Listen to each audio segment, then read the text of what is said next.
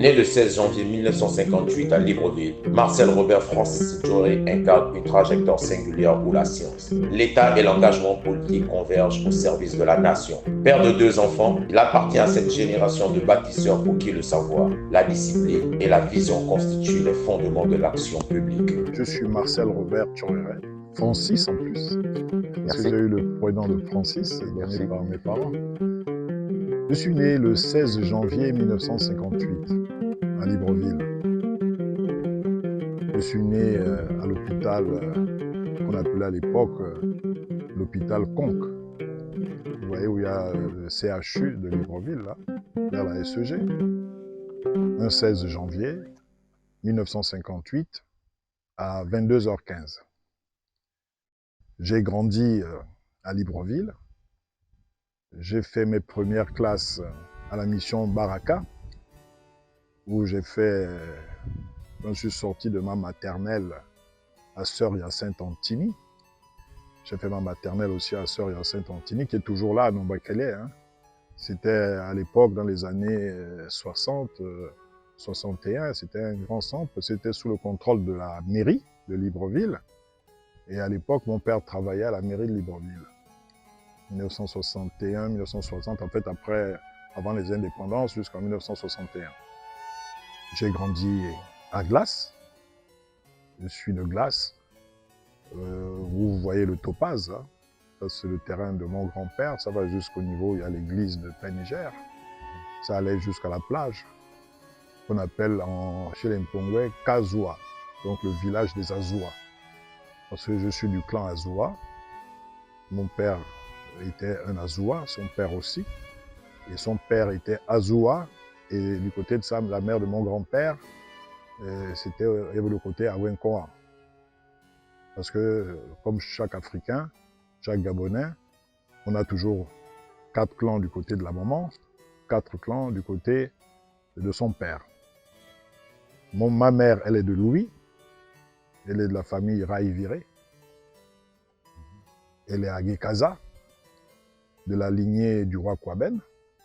Il y a eu, je suis Marcel Djoré. Il y a eu ma mère Yvette Jacqueline Raïviré.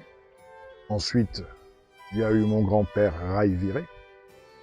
Et le père de Raïviré s'appelait Oyoué.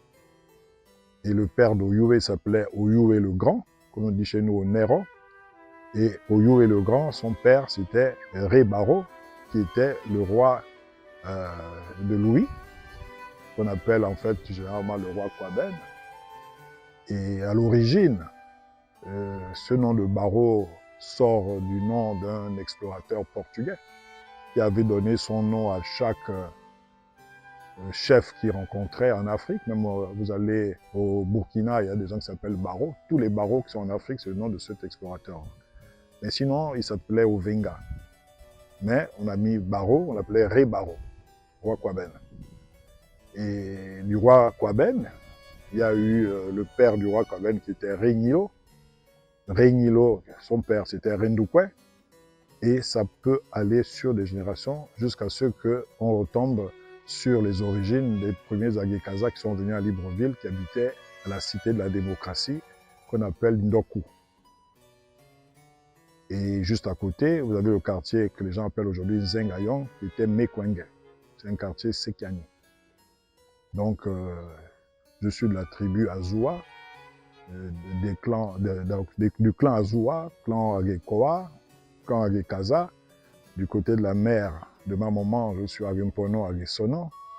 Du côté de mon père, j'ai aussi le côté Adoni.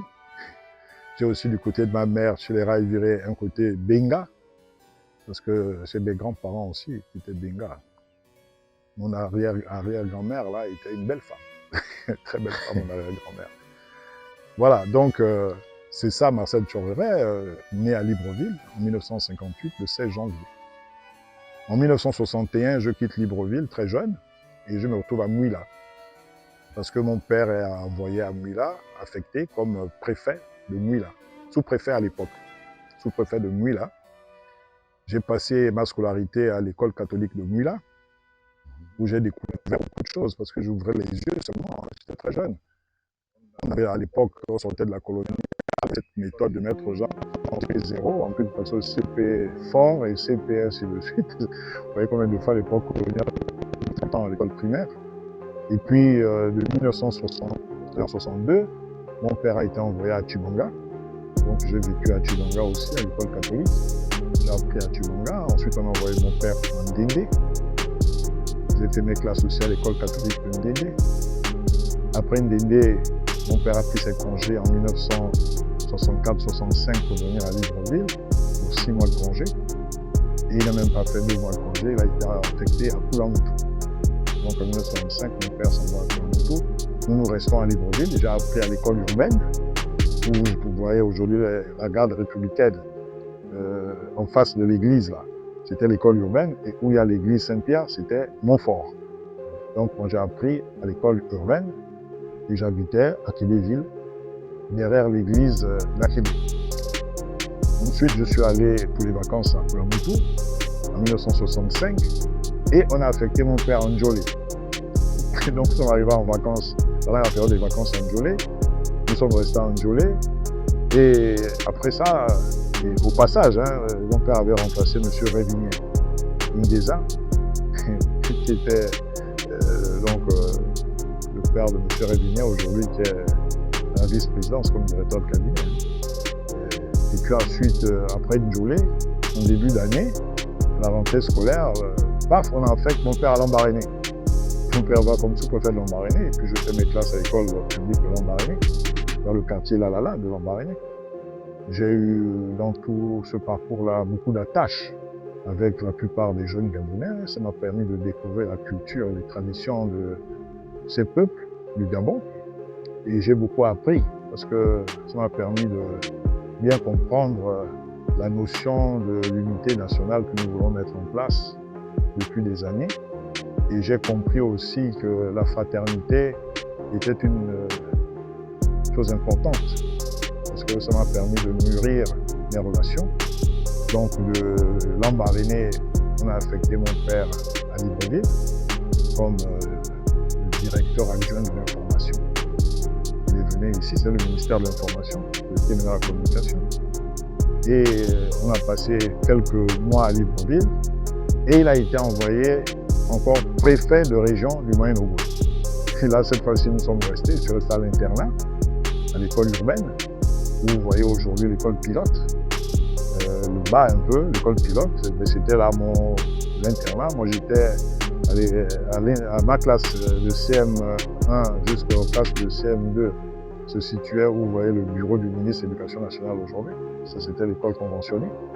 J'apprenais à l'école conventionnée. Et puis, le soir, j'allais à l'internat à l'école urbaine.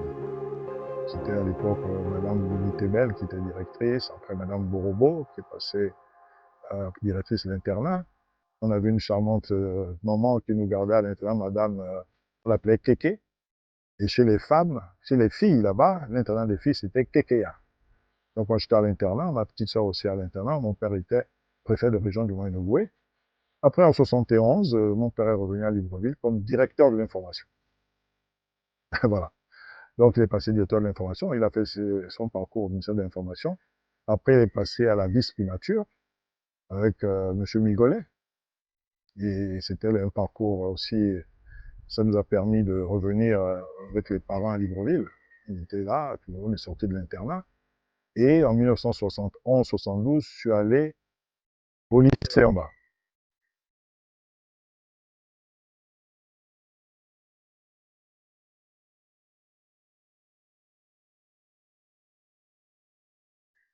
À l'époque, le proviseur, c'était M. Biffon.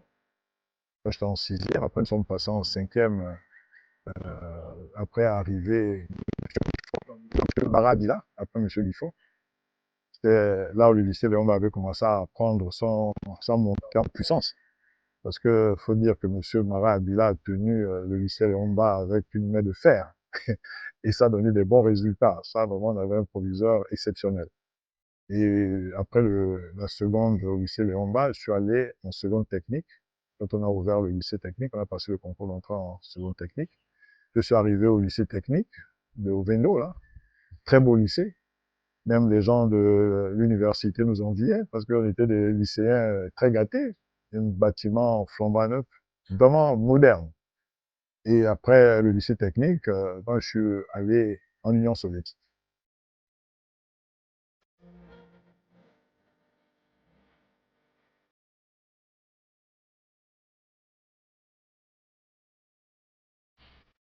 Arrivant en Union soviétique pour mes études supérieures, j'ai passé 7 années en Union soviétique. J'ai fait mon année préparatoire à Moscou. Ensuite, j'étais envoyé à l'Institut d'aviation civile en Lettonie, dans la ville de Riga. Très belle ville. Donc, j'ai fait 7 ans en Union soviétique.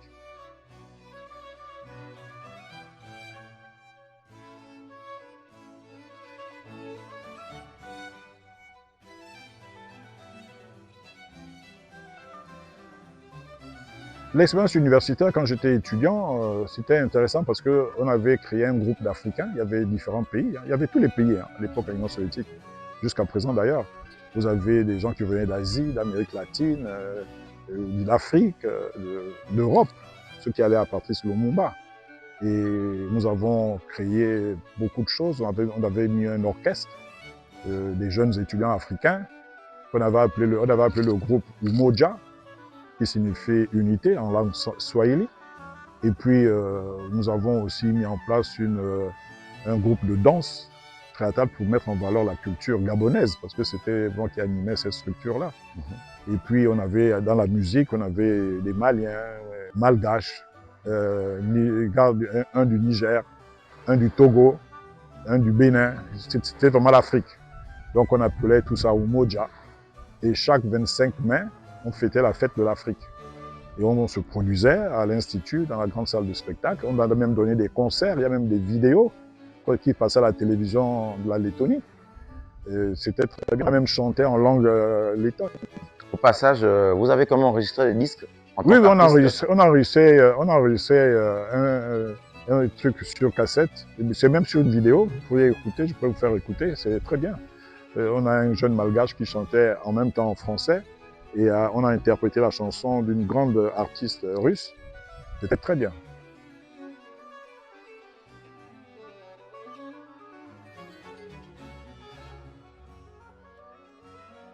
Et je suis rentré au Gabon en 1980, en mars 1980.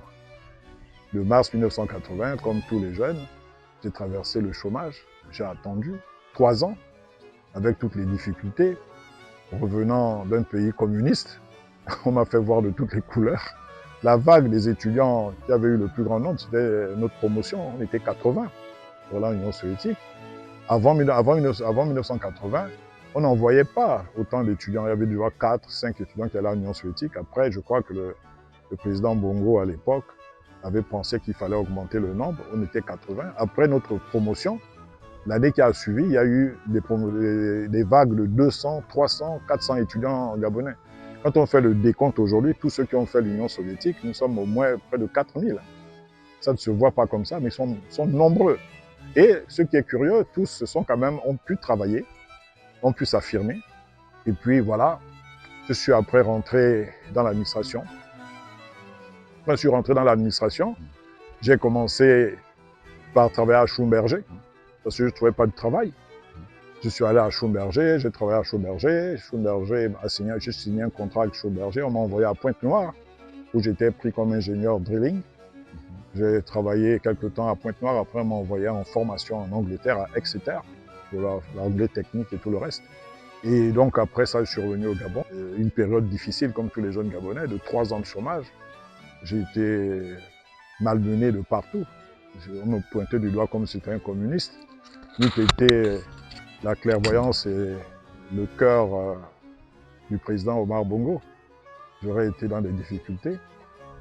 Et puis j'ai été soutenu par un aîné, M.